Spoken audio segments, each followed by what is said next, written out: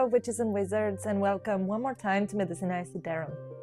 Today, I want to bring up a dialogue about the movie The Craft that I rewatched recently. It's because I know that this type of whimsy, goth, 90s vibes films are attracting a lot of new attention from our community, the witch community, and from just young people. I know it's because of the aesthetics, the costumes, the sets.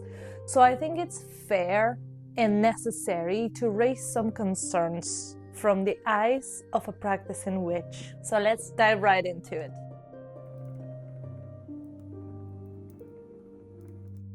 The Craft promises a feminist, anti-patriarchal revenge fantasy, but it repeatedly undercuts that promise by A. softening accountability for privileged offenders, B. centering a forgiven white protagonist, and C. pathologizing the traumatized, black, and otherwise marginalized characters, Nancy, Bonnie, Rochelle. So the movie ends up policing female power more than defending it.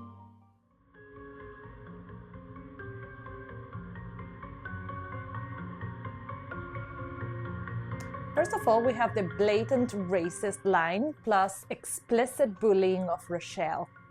Laura says plainly, "I don't like Negroids." That moment is in the film, and it is used as the inciting racist abuse that leads Rochelle to cast her revenge spell. Second, we have Rochelle's revenge, the hair loss and the remorse. Rochelle's spell makes Laura lose her hair.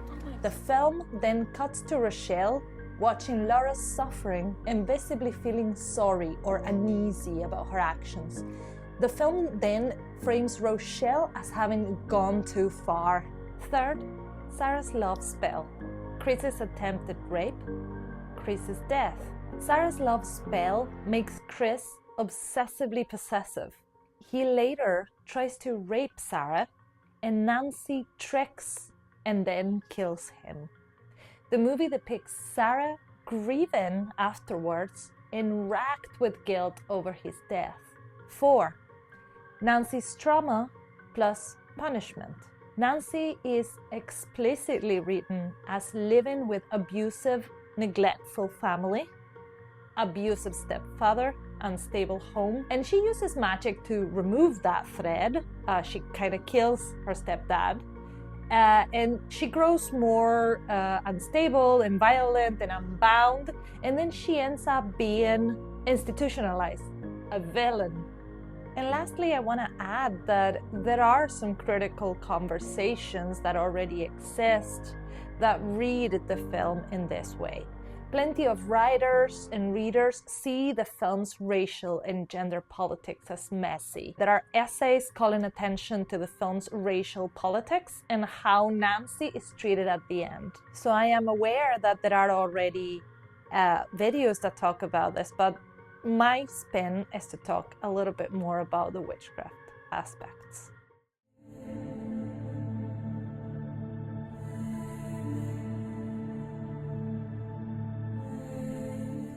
The film forgives the privileged. Laura's racism is literal and violent, public humiliation with racist language. Yet, the camera invites Rochelle's pity.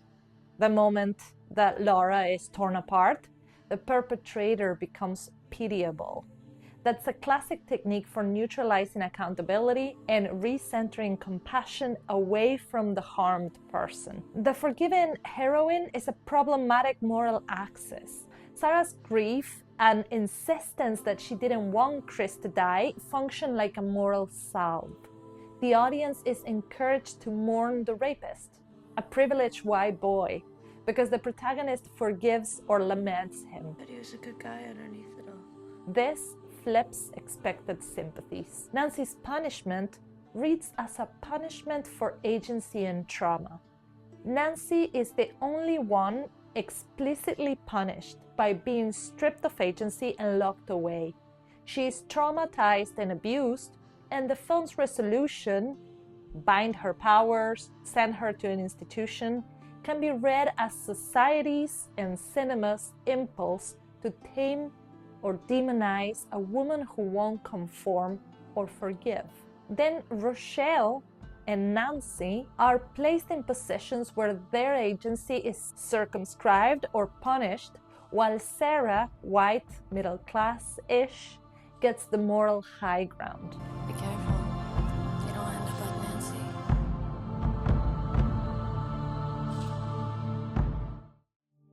The film, on the other hand, does show consequences for using power selfishly. The movie's moral engine explicitly says what you cast returns threefold.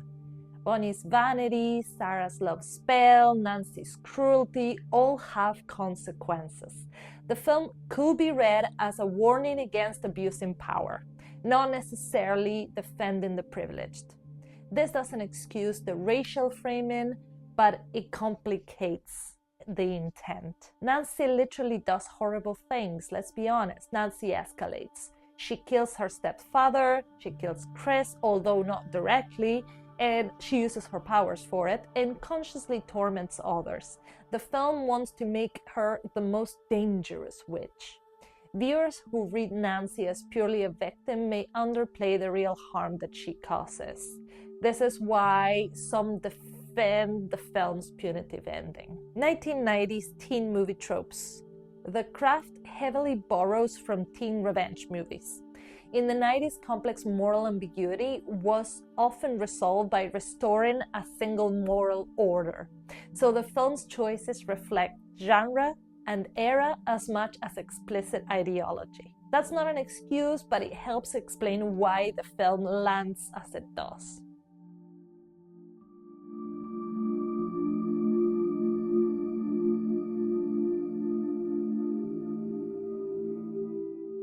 But here is where I stop talking as a film critic and start speaking as a witch. I want to concentrate in certain aspects. One, Nancy as an archetype of the wild lady. Let's consider Nancy not just as a villain, but as the unhinged, raw feminine force that patriarchy fears. The energy of the wild, unhinged female is what witches actually need to learn from. It's a raw power that even this movie tries to punish. Yes, we know it's harmful when it is excessive, but it does not belong in repression, in containment. That's only what this framework of society wants to keep punishing as their agenda. If this movie is for real witches, then Sarah is not our hero. Number two, Sarah and Manon as false light. Sarah's forgiven savior posture and Manon's punishing God reflect more the Christian paradigm of a judging, righteous father, not the holistic, liminal divinities witches work with. The film portrays Sarah, the savior, righteous and punishing in the end, and an almighty revengeful God, Manon, or a power from nature, according to the film, that actually reflects more the Bible God in its punishing, biased, and unbalanced light aspects, as if light could punish darkness, instead of understanding divinity like a river, like a whole that contains all. This is not a pagan god or spirit, and Sarah is not a pagan witch. She is privileged by a biased God. Number three, true witchcraft is the alchemy of opposites.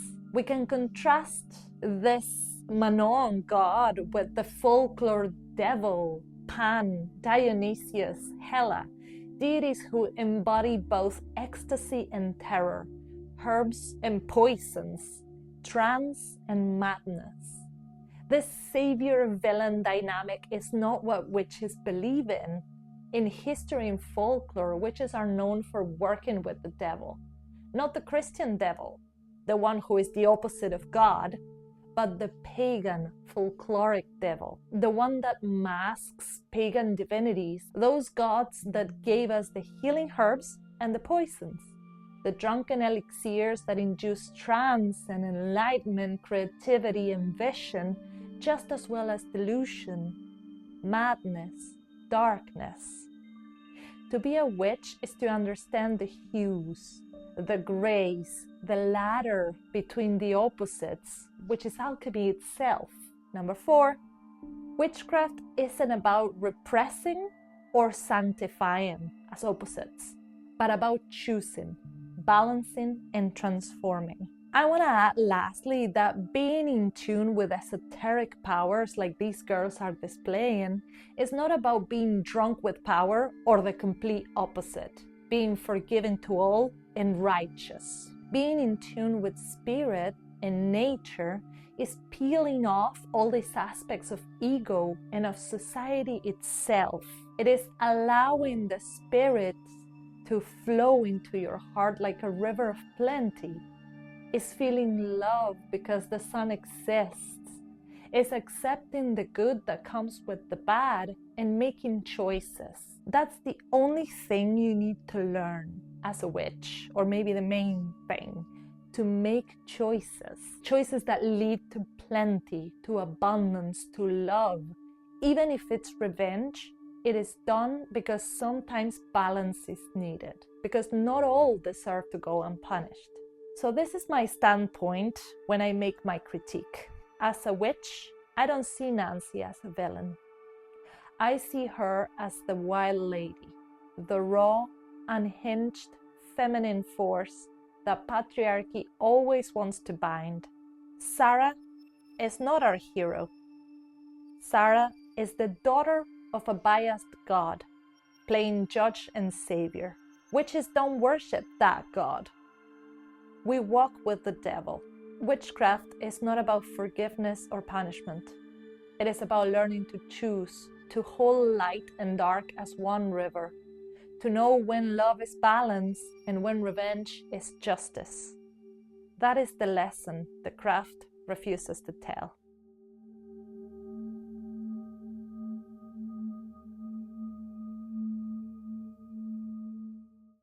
So in the end, I don't demonize the craft. I enjoy its beauty, its aesthetic, the butterflies and the storm that mirror real ritual experience. But witchcraft is not Sarah's forgiveness or Manon's punishing light. Witchcraft is alchemy, seeing what things truly are, choosing with clarity and working with both shadow and light. That's why I make this critique. Not to take away your fun, but to remind us witches to always watch with a critical eye, so we can use even pop culture as a fuel for our magic. It has its own energy. Everything that is known and repeated creates a tendency and an energy that we can feed off. But we need to be aware when we watch things like that, that as much as they are fun, they are really not representative of real witches and the real work that witches do. I would love to find more examples of if this is something that you all liked. And if you want to leave your comments and tell me what you think about this critique, and if you want me to make more critiques, I would love to keep on watching different witchy style movies and trying to find one that represents as closely as possible what being a real witch is. Now, let's remember that witchcraft has always been an outcast practice. It's been the practice of those who oppose the things the way they are. So it's natural that real witchcraft will not be portrayed in cinema or series or things like that. It's always tropes, right? Because what we do really goes against all the machinery of cinema and the machinery of capitalism and everything that works in a massive and popular way. So it's very difficult to portray a real witchcraft practice in a film, but there could be at least more honest approaches than the one from the craft, really, because really I was quite disappointed when I finished rewatching this movie when I noticed these things for the first time, because I feel that before I watched it because it was fun, because it was witchy, because it's autumn and witchy season is starting, and I was like, let's watch The Craft. And now I watched it and I saw the terrible things, like the forgiveness of the terrible things that these kids do. It goes punished, but then the movie regrets the punishment, or the movie wants to believe that the punishment was wrong. And witches who practice malefica and maleficium and work with hexes and curses, we know that that's not the way. Like, some things have to go punished, can go unpunished. So that weird morality really doesn't align with the morality of the witch. That's another subject that I would love to talk about in another video, the morality of the witch. But I think little by little, with the videos that I am posting, I am slowly trying to build towards the morality of the witch. So if you watch more of my videos, you will kind of start seeing where witchcraft is placed morally and ethically wise.